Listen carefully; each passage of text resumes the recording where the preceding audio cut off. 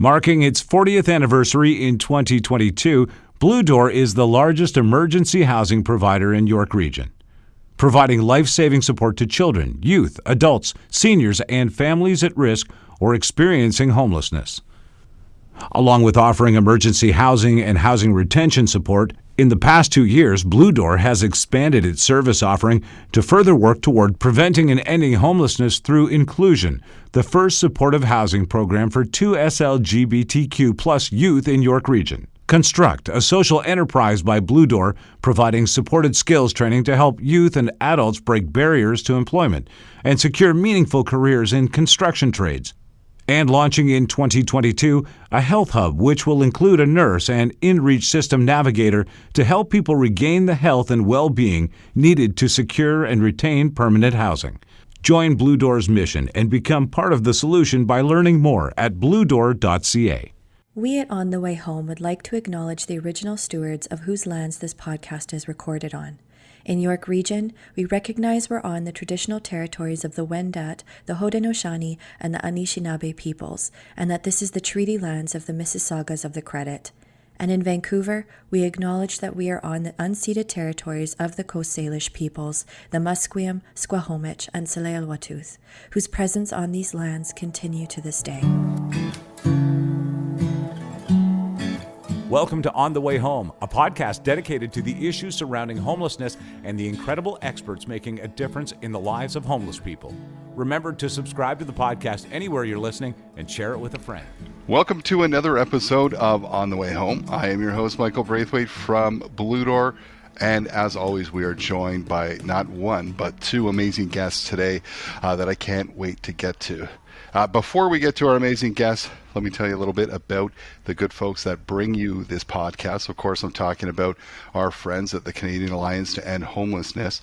They have a massive conference coming up in November. And now, if you want to get early bird pricing, now's the time to sign up for that. Sign up your team. It is in Toronto this year. It's going to be a great conference. You can either attend virtually if you can't travel or don't want to travel, and that's your comfort level, or you can attend in person in Toronto. So it will be a mix of both. They have some amazing keynote speakers that are lined up to be announced soon, and as always, the different people that are presenting and attending. It's just an incredible way. It's an incredible way to meet the best of the best across the nation doing this type of work. So I urge you to go sign up. It's the biggest conference of its kind. Hey, if you want to sponsor the event and you want to get in contact with our sector, it's a great way to do that. You have over 1,000 people there. So check out the website at www.caeh.ca. Check that out. They're all also doing great work around Built for Zero. If you want to become a Built for Zero community or find out more about that, also go to the website and check out the Built for Zero work that they are doing. What is happening at Blue Door? Well, you know, it is June, and this podcast will drop in June, and it is Pride Month, of course, in Ontario right now. And Blue Door has done a lot of work, some of which you'll hear about from one of our guests today, around supporting 2SLGBTQ+ youth in the community. So we are celebrating our inclusion program. That is a program that we'll hear more about, but it's a really cool program that's operating in Blue Door, the first of its kind in our region for youth from this community. So it's very, very cool. So that is happening, and pretty soon, through our friends at the region of York, who have built a really cool, in a very short amount of time, a really cool transitional housing project that Blue Door has the honor of operating. That is called Passage House. That is going to open in August, creating 18 new units, transitional units for people in need. So that is pretty cool. We're excited and pumped about that. So I imagine it's Pride Month. Let me tell you a bit of a personal story around Pride and kind of setting the stage for today's discussion. So about 3-4 years ago, one of our daughters, listen, I don't get a lot right as a parent. We make a lot of mistakes. But one of the things we do, I'm proud of, is that most nights we're actually able to eat as a family at the table. And about 4 years ago, we were sitting around at the table. One of my daughters said, "Hey, guys," she's 17 at the time, "I'm going out on a date Thursday." I'm like, "Oh, that's cool." Now, our first concern always is, is this a nice person? Are you going to get hurt? Are you ready for that? Emotional maturity, that kind of stuff. And of course, so that's great. And so she said to us, she said, "Well, her name is," and I think she kind of wanted to drop that to see our reaction. And Honestly, we didn't really. Again, it was just about okay. You leave with us, great, and be home by 11 and be safe. That's about it. And the end of conversation, we moved through that. Right? It was a bit of a non-event. It was an event because it was like her first date, which was cool, but a non-event. But listen, that is not the case for so many youth and people across our country, around the world. That kind of conversation sometimes results in so many youth being asked to leave their home, or that home becoming unsafe for them moving forward. And we found that out throughout the years. So many youth that are leaving care, from the 2SLGBTQ plus community, do not feel safe or in care because their home wasn't safe, that kind of thing. And so, it took us a long time to react to this. And when we see the surveys, we know in York Region, not one but two surveys dropped saying, hey, we know there's services out there for youth in crisis, but none of them are specific to my needs. I don't feel safe. I don't feel my needs are being met. And I'll stay out of those services in unsafe circumstances because they're not for me. And it was up to this sector to step up and do something about it. And hey, I'm going to be honest, we were pretty slow to do so. This isn't something new. But eventually we caught up, and we're getting there, and we're growing. And today's guests are two great examples of organizations that have stepped up to support youth for the 2S LGBTQ plus community. And so with me today, I have two great guests. And listen, if it sounds like I'm reading their bios, because, listen, my memory's not that great. It is true. It is exactly that. I am reading them to get them right. One of my colleagues is joining us today. It's Alex Cheng. And Alex uses the pronouns he, him. He is the Director of Programs, Housing and Health at Blue Door in York Region. Alex has over 17 years of experience in the social service sector, both in mental health and homelessness sector. He has worked at Blue Door for the past 9 years, supporting and developing programs for individuals and families at risk of or experiencing homelessness.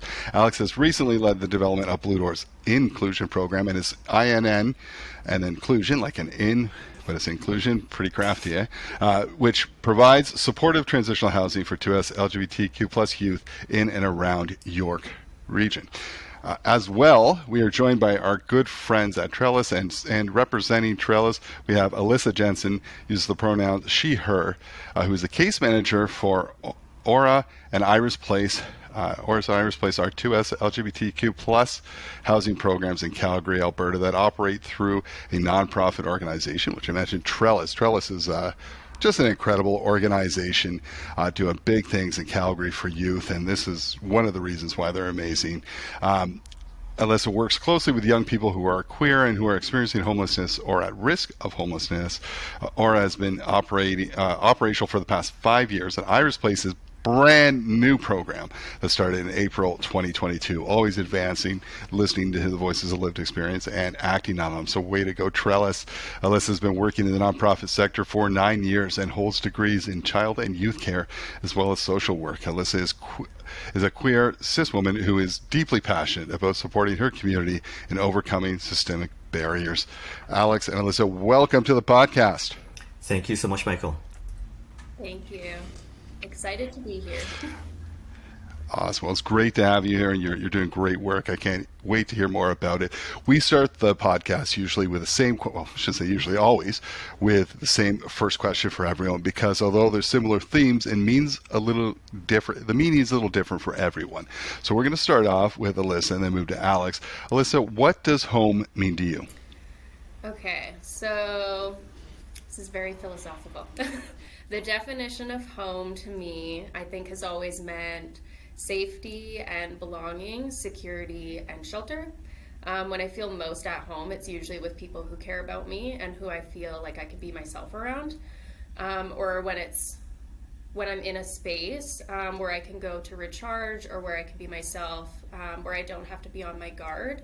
I feel most safe at home, and I really treat it as my sanctuary. So that's what home means to me. Alyssa, no, those are the exact same words that I was going to use, but perhaps I'll approach that question differently, because you've really mentioned there's a lot of synergies there in terms of your definition and what I was going to say. Belonging is really the key for me: family, privacy, health. But it gets me thinking about the people that we serve at Trellis and at Blue Door, and that they don't have this, right? This is not the concept of home that they have, and these are the same concepts that we're trying to really work hard towards in terms of helping them attain as well. It's that fragile nature of home that we all encounter in one way or another. We need to treasure it. We need to treasure the fact that home is a grounding space, it's a private space. And when you're experiencing homelessness, you don't have that space. You can't just tune out at in the evening time and be able to ground yourself and get ready for the next day, because you're sharing that space with 30, 100 other people, and you don't have to, and you're not able to really tune out and get ready again, right? So it really gets me, that the question gets me into that introspective space for sure. And as always, both of your answers did not include talk of four walls and a roof. It really isn't about that structure, right? It's all those things you talked about. It's about family. It's about safety. It's about that being the core. Often when I think of home, it's that, when you're down in the basement and you're thinking, or maybe you're doing renovations and someone says, hey, can we take this out? And you're like, no, that's a support column. Take that out and the whole house can collapse. And that's kind of, it's the core. Home is that core of that. You pull that home piece out, all those other pieces of life, whether it's employment, health, those different pieces start to fall apart, right? And it's hard to get those back without that main support in place. So thanks for sharing.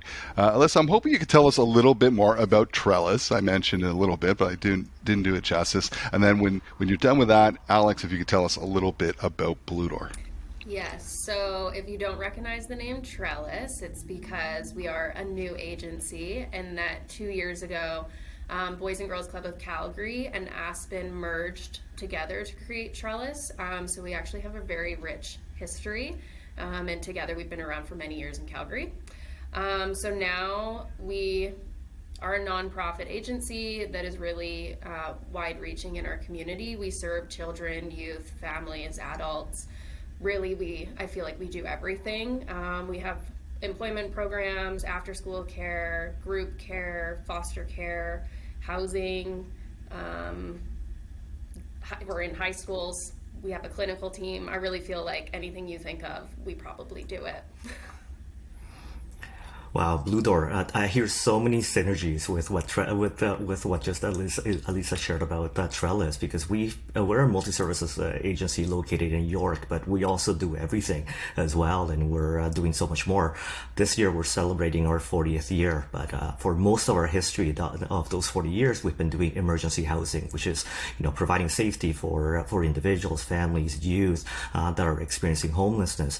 But through the last 3 or 4 years, I think we've changed our direction a little bit, because we've realized that it isn't just enough to support people into housing very quickly. We've realized that when we're serving people at every one of our settings, there are other facets of their lives that we can impact that will make a lasting impact in their housing stability.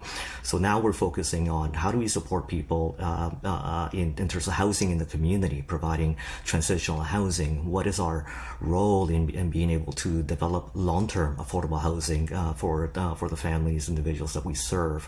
Health has been a big issue for us, right? There's that continuous intersectionality between homelessness and health, and just because they're dealing with a crisis when we see them at Blue Door at our emergency housing sites, it doesn't mean that health is a secondary consideration. I think it's a prime opportunity, I think, to have those health conversations and to be able to connect them back to the healthcare system. Employment and working with people to get on a living wage has been a focus with us as well through our social enterprise Construct, which is an amazing program that provides training for folks and allows them a direct linkage into the trades. All of that, I think, speaks to the fact that as providers, I think both locally and nationally, I think we're all starting to focus on innovation and creativity, right?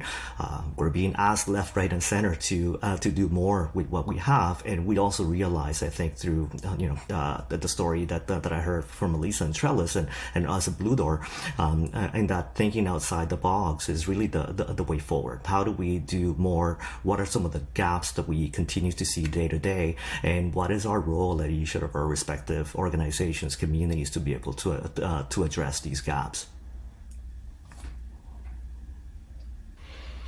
Thank you for sharing. Both organizations are awesome, doing incredible work. And I think what makes you even better is that it never stops. You never sit back and say, job done, because obviously there's still people in crisis, experiencing homelessness, in need of help, and you're always listening to those voices of lived experts, lived experience, who are saying, you thought you got it right, not so much. Here's what you got to pivot and do, and we listen to those, as we should, and move forward. So knowing that far too many youth who identify as being from the 2SLGBTQ plus community are experiencing homelessness across Canada, I'm hoping you can share with us a little bit about your programs, how they came to be, and Alex, we'll start with you and with the inclusion program, and then we'll move to Alyssa to talk about her awesome programs. Yeah, I mean, for us, as you said, I mean, the work never stops, and it's an ever-evolving conversations around identifying gaps and needs of people. In terms of the history of 2SLGBTQ transitional housing programs in York, it's been non-existent until last year. But the conversation has been around for as long as I've been in the field, and for as long as I've known you as well, Michael, right? We know that there's been many studies across the years that have identified this as a gap. I saw it myself when I was managing our youth shelter program at Kevin's Place, where we had youth that came in who identified as part of the community, but they were very reluctant in accessing our services because it just didn't feel safe. And how could it feel safe? I mean, our program is just a 4-bedroom house with 2 shared bathroom spaces, and even in those 4 bedrooms, we were putting 2 or 3 people into the space, right? That's really not the way to run a service, especially for youth these days. I think people realize that the privacy and dignity, I think, have to be at the top at the top end of that conversation. The 2 studies that were done here in this region were done by Seneca and CAMH, and they revealed things that really weren't a surprise to us. Youth that were identified as 2SLGBTQ plus, while they were overrepresented nationally in terms of experiencing homelessness, we weren't seeing them at our emergency housing sites because they were staying away. They were couch surfing, they were accessing, or they were staying in unsafe situations. And one of the things that I think you mentioned in one of our discussions, Michael, as well, is once you identify the gap, oftentimes as a group you start looking at each other to look at who's going to take that initiative in terms of stepping up and doing this. And really, there was no funding for this, but somebody had to do it, and I think we decided a couple of years ago, why don't we do this? Why don't we take a chance? Let's start with renting a house in a residential community, and run a program for youth. Make sure that we can rent a house with 4 bedrooms. Maybe it's a semi-independent living, and then see the program grow from there. Of course, there was a pandemic that we had to navigate through. We learned a lot in terms of having to work with landlords, but that was really the start of our journey. But I'm proud to say that a year and a half later, we have the first transitional housing program for 2SLGBTQ plus youth in York, and we're working with amazing partners like the Audette Foundation and the North Pine Foundation to continue to learn and expand the program, hopefully. So for Aura, I think similar to Alex, we were seeing the same thing in our shelters, that we were having a lot of queer youth coming through, that when they left the shelter, there was no safe and affirming places for them to move into. So one of our staff in particular, named Ryan, really spearheaded this 6 years ago. And a beautiful thing about Trellis is that when the frontline staff speak, the upper management listens, and they really hear what we have to say and what we need. So a group got together, put a proposal together. Calgary Homeless Foundation provided money to us, and we have been operating Aura for over 6 years now. So we serve 10 youth. We are a scattered site housing first model. So our youth are housed all over the city. And we use a harm reduction model. We use a trauma-informed approach when working with our youth. We help them find housing that affirms their gender identity or their sexual orientation. And we provide the necessary supports and resources so that they can build life skills, foster natural supports, and work towards building independence so that they can graduate from our program and exit homelessness permanently. And then for Iris, our newest program, our director, Kim, met with the North Pine Foundation, and they very generously gave us some money. And so since April, we have been operating Iris Place, which is a semi-independent living house for 3 youth, and then we have a supportive roommate who lives in the basement, and she actually used to be one of our staff in Aura and then transitioned over to Iris, so that was a really beautiful transition for her. Yeah, it's been slow progress, and we've had a lot of learnings along the way, but we're slowly building up the Iris program, and we're really excited to see where it goes. Yes, and we're excited about that too, Alyssa. I mean, and we're going to talk about learnings as well, because I think, as I said, you can start a program, it doesn't end there. We always have the best intentions, but sometimes there's some tweaks and different things we have to do, or things we thought were going to work that don't. Is the nature of the work we do. You talked a little bit about it, but we want to understand, so, for the sector that might not say, we've got a lot of different services. Why do we have to have specific services for 2SLGBTQ plus youth? So can you talk about why the need for programs like Iris and Aura, and what are some of the biggest challenges facing queer people in Calgary? Yes, I could talk about this forever. So there is a huge need for programs like this. As the research shows, 4 in 10 people who are experiencing homelessness are a part of the queer community, so that's a big representation of homeless people. And we're finding that these individuals are facing increased barriers when it comes to housing, employment, income support. And with the youth that are coming through Aura, they're not only queer, but they're also typically neurodivergent or BIPOC. And so with these intersecting identities, we're really finding that the instances of discrimination and isolation are increasing. We talk a lot about psychological homelessness and how that can be even more damaging than physical homelessness, and we see that a lot with our youth. I would also say another big challenge is very limited access to healthcare and mental health services that these young people need. There are extremely long wait times to see psychiatrists or counselors. If you're trying to transition, the wait times for gender-affirming surgeries are insane. If you want to get top surgery right now, you're probably waiting up to 3 years for that to happen. And if you want that to happen, you also have to be in safe, stable housing so that you have the aftercare afterwards. So there's just a lot of pieces that go into transitioning. And then I would also say that another big challenge is the current shelters and programs we have in our city, and I would imagine across Canada, are still really operating in the gender binary. So they're very male or female shelters and housing. Some of our youth don't fit in that. They're non-binary, so they're or gender diverse, and they're having to choose what they're going to present as for where they want to stay. Youth who are transitioning sometimes have to go with the gender that was assigned at birth because it's more safe for them to go to those shelters. I had one youth who was living on a reserve, and she had to go to a men's shelter and live there for a year and present as male so that she had somewhere to live until we could get her into the city. So I think there's a lot of psychological pieces that go into being trans and living on the street and trying to access services that a lot of cisgender people aren't considering.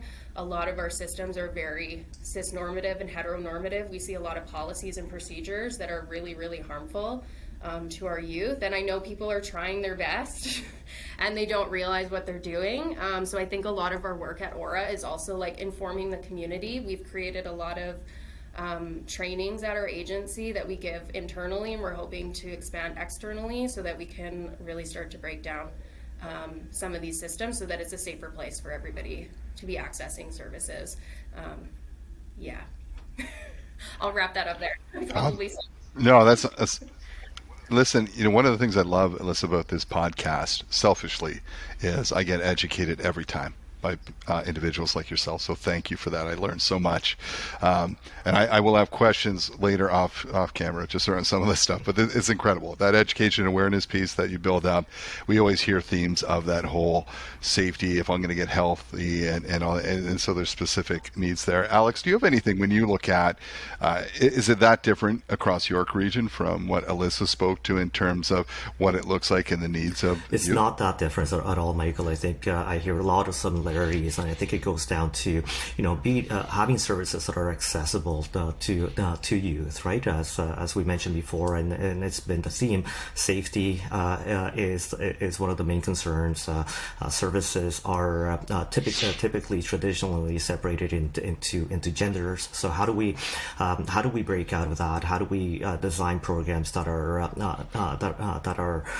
less barrier for people to access, for example, and supportive, and supporting that sense of growth and belonging for folks.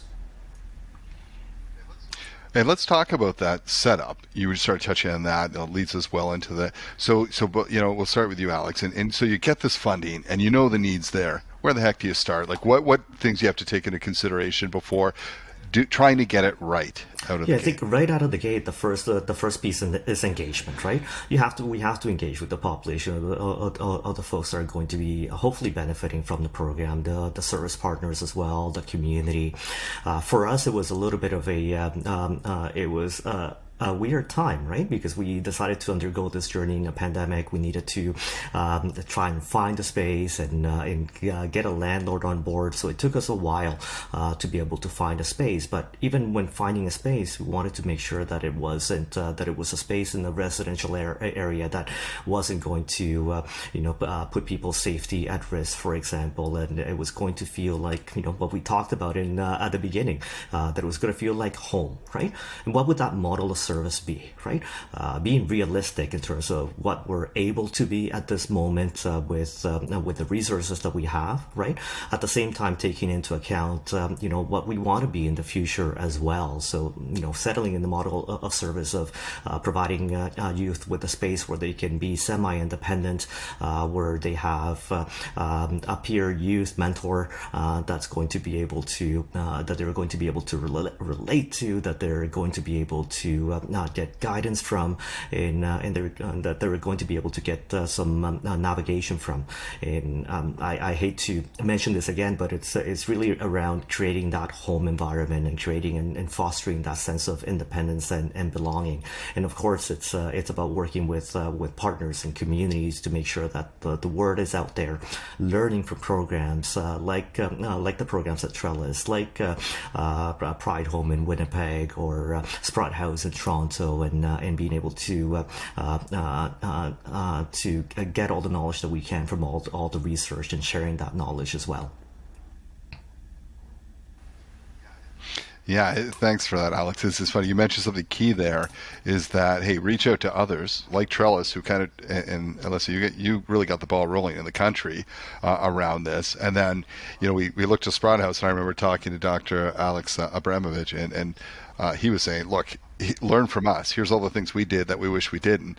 If we were to start over, and you get that chance to do this. And it was so helpful. Alyssa, any, like when you were setting up the programs, what were the biggest considerations that you took into place? I think a lot of similar considerations that Alex had when setting up his program. I think a really big thing when we considered how to create safe and affirming programs was, who do we hire? And we do our best to hire staff with lived experience and who are a part of the queer community. That's really important and essential to us, so that our youth can see themselves in us and can see where they can go and how they can change, and that when they're having problems, they can go and talk to somebody who understands because they've been through it.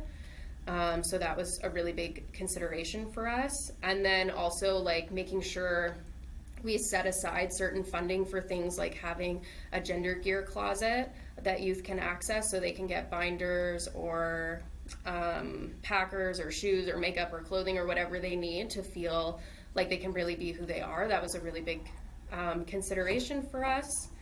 And then I think too, just how do we provide the right emotional support to these young people, because no matter what, they're going to face discrimination. We are going to do our best to get them into safe places, but that's not always the reality. So how do we wrap support around them so that they can still grow and flourish and continue on in their journey and not feel stuck? Yeah, I think those are our big considerations. That's awesome considerations.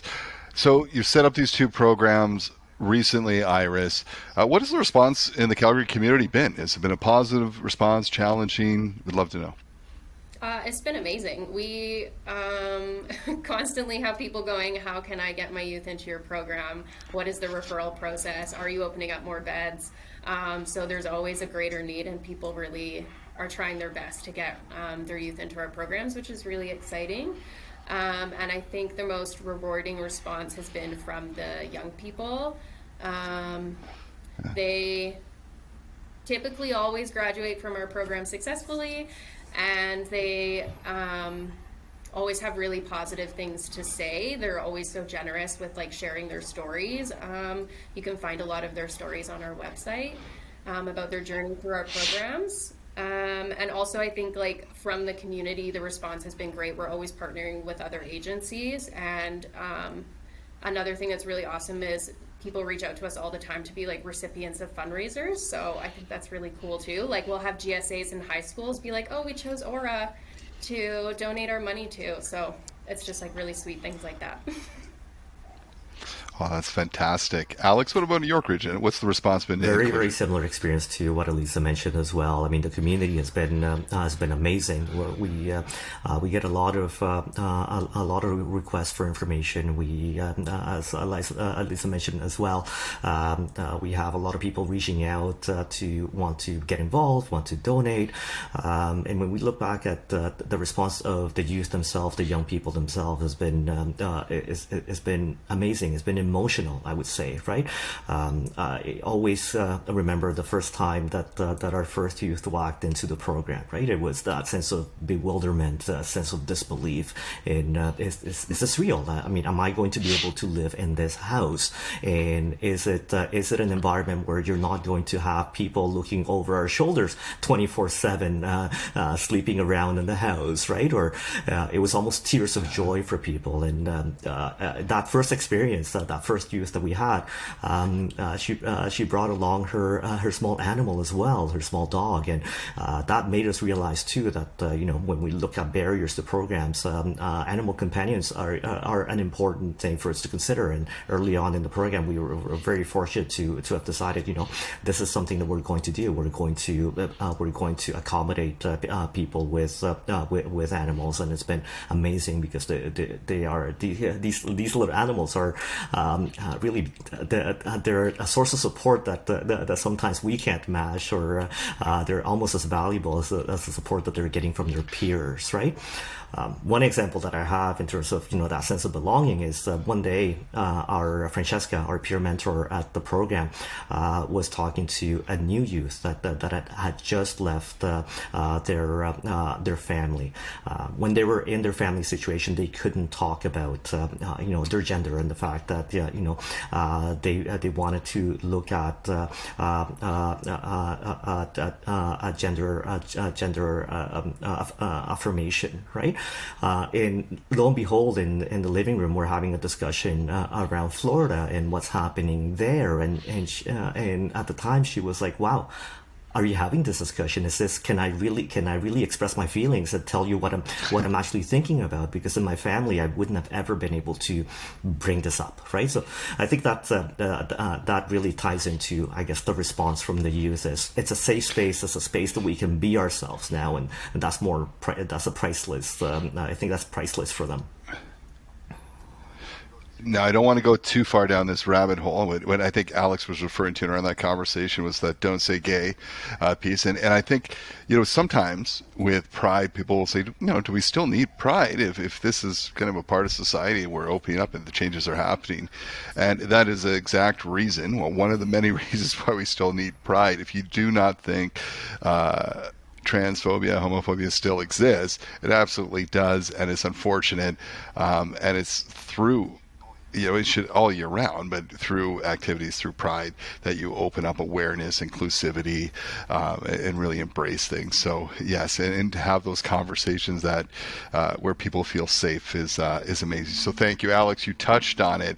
Maybe you could dive a little deeper. I mentioned this before. Every time we do programming, there's learnings along the way. You mentioned pets for our sector to understand too, and it's been a long time that pets represent family for so many people. And if you say, listen, this program is not open to that, you're going to have youth or adults or anyone with a pet say, well, then I'll stay outside. I wouldn't leave my family member outside, would you? So we learn and we adapt, and that's so cool. And I visited the home yesterday. Beautiful, and the little dog is so cute. I mean, I'm a dog person to begin with, so that's awesome. But the smiles it brought to everyone in the room, just running around the little dog. Anyways, learnings. Alex, if you could start talking about a few of the things you've learned and had to grow through, and then we'll go to Alyssa. I don't think you have enough time to go through all the learnings that we've had, because every day has been filled with discovery for us, both at a personal level with the youth, but also from an organization and community level. I think I'll go back to something that you said, the visit to the home yesterday, for example. I'm going to tie it back to being trauma informed and being flexible as well, because the visit had a purpose yesterday. We wanted to showcase the inclusion program to the community and also to our funder. But one of the youths were not in a very good place in the morning, and we were all thinking about what should we do? How should we go forward with this? Right? We were able to navigate through that with a lot of flexibility, and a thunderstorm later, we were able to move inside to be very respectful, and the youth joined us in that conversation. But what really touched me about that morning and really reinforce all the work that we've been doing in the program is that by the end of our conversation, when we were sitting outside in the backyard, the youth that was really struggling and was having a really hard time, they were the one that walked out with their little pet at the very end and joined the discussion and that conversation, and really emotionally I was really put off guard. I mean, not off guard, but it was a bit emotional for me, because it kind of reaffirmed the fact that this place is safe. They feel like they belong, and they feel like they can be themselves, whether or not they're having a bad day or they're having a good day. They're just able to just live their lives. So I think that's part of the learning, that flexibility, that being able to meet people where they're at. Alyssa mentioned harm reduction as well, and that's something that we're always considering within each individual as well. But looking forward, I mean, it's also about what can we do to as a collective across locally and across the country to learn from each other. And I think our engagement with North Pine, for example, and with Trellis through that learning community, I think is going to go a long way, because we're going to be able to learn from each other as well as we keep going. For sure. Alyssa, what about learnings for Aura and Iris? Yeah, I would say Aura, we had a really big learning experience in the beginning because we started out as a host homes model. A lot of places across Canada still think that we're a host homes model. We haven't really been able to get out yet that we're scattered site. But we learned very quickly with the youth coming into the program that they preferred independence, and that they sometimes had just come from a family environment that didn't work, so they didn't want to go back into another one and try it out again. So we changed our model and listened to the needs of the youth, and now we're scattered site. Iris Place has also been a learning experience for us. We designed it as a semi-independent living environment where the case manager would be there like maybe 3 days a week, and then they had the supportive roommate. But with the referrals that we're getting, we're really seeing what we think are like the long-term impacts of the pandemic on complex mental health. The referrals are more complex than we had anticipated, so we're already like talking about how to increase more supports and really meet the needs of the youth, and it probably won't be as independent as we had anticipated. But but that's okay. I think it's really, that's the beauty of like starting a program, is even like 2 weeks in, you're already like, oh, okay, this is what we have to change. This isn't going to work the way that we had imagined it was going to.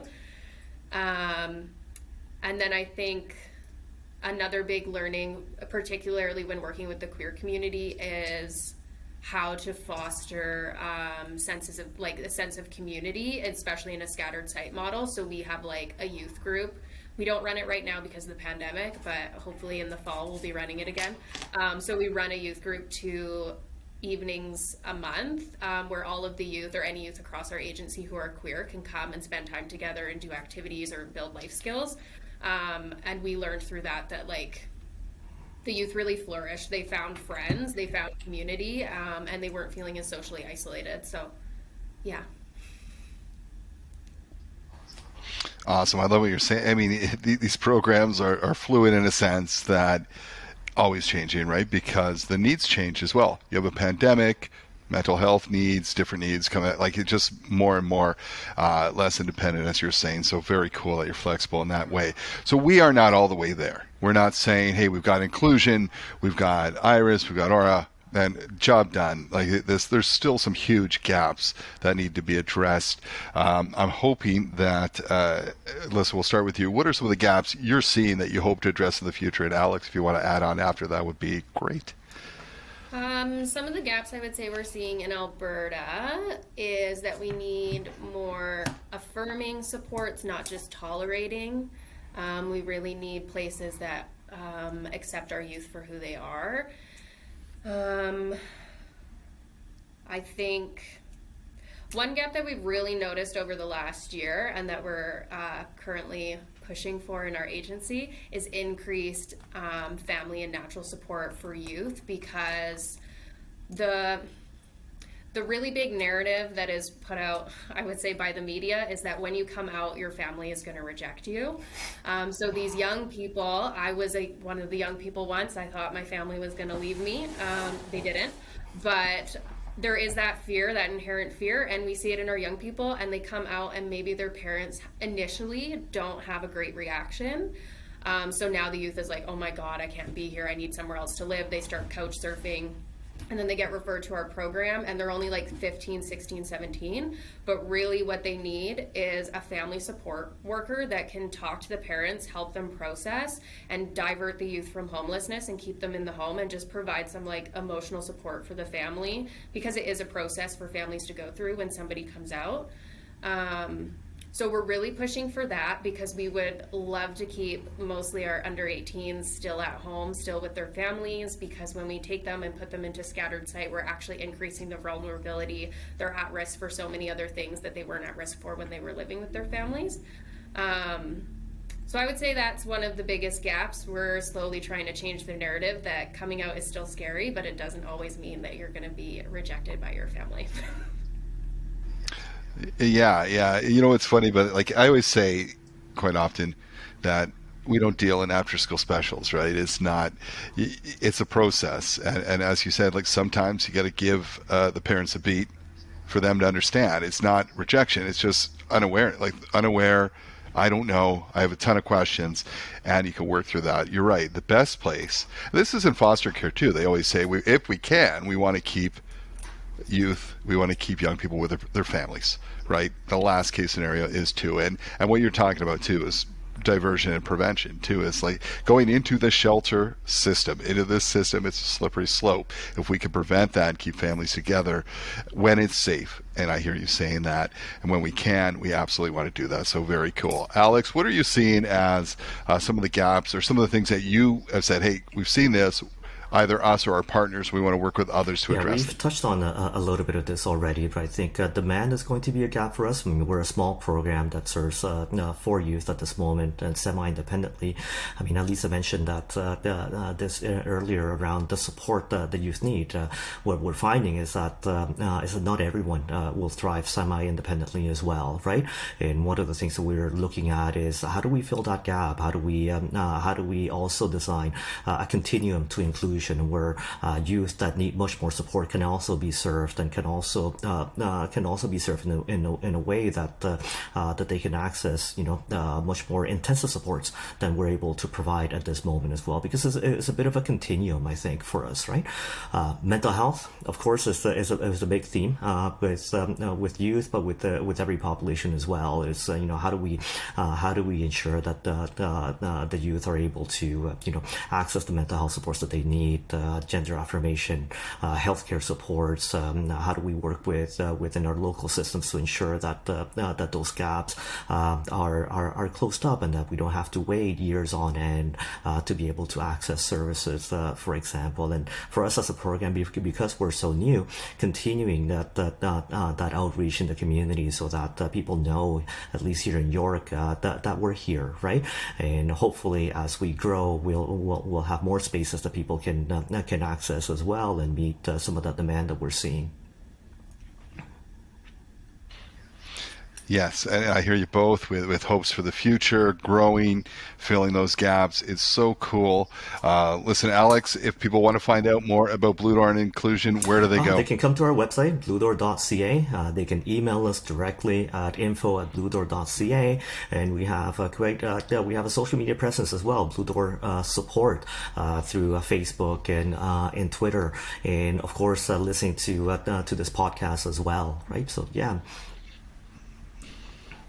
Very cool. Alyssa, what about Trellis and your wonderful programs? If someone's listening from the sector and says, I want to duplicate that program in Yellowknife, how do they check it out, find out more? Yeah, so you can check out our website at growwithtrellis.ca. All of our programs are on there, and our contact information is on there. We also have a Twitter and an Instagram that's Grow with Trellis, so I encourage everyone to look at those.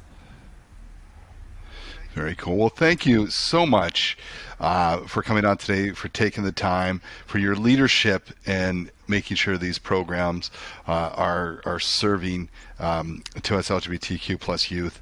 We know that when we do point of time counts, most of the time it's 25 to 30% of people experiencing homelessness, especially youth, identify as being from the community and with different and specific needs that we need to address. You are doing that work, and it is so appreciated. Thank you so much for taking the time to come on the show and for the great work you do. Thank you so much, Michael. Thank you. Awesome. Well, hey, we always are celebrating Pride at On the Way Home year round, but we want to bring special attention, of course, during the month of June to all the great work that's happening. We're not done. Even when we look at Blue Door, one of the things Alex talked about is, we have youth that come into the program that we actually can't serve because their needs are higher. They need 24/7 attention. They need more of an emergency type of program, and that doesn't exist. So that might be our next step, right? And we just never say, hey, we don't have the resources. This is a need. Let's figure out how we're going to do this. And that's what I love about my team. That's what I love about reaching out to folks at Trellis too. They share that enthusiasm about, we need to get this done, and let's do it together, stronger. If you have something designed that's working, let's share. And you see that collaboration worldwide around some of these issues. It's incredible. So happy Pride, everyone. I hope you really enjoyed this episode, and if you want to find out more and maybe start up your own housing and support programs for 2SLGBTQ plus youth or seniors or adults, reach out to Alex at Blue Door or Alyssa at Trellis. They can absolutely help guide you, and let's continue this work throughout the country and make it consistent and learn from each other. Two great guests, another great episode, and that will be no different on the next one when it drops next week. We will see you next time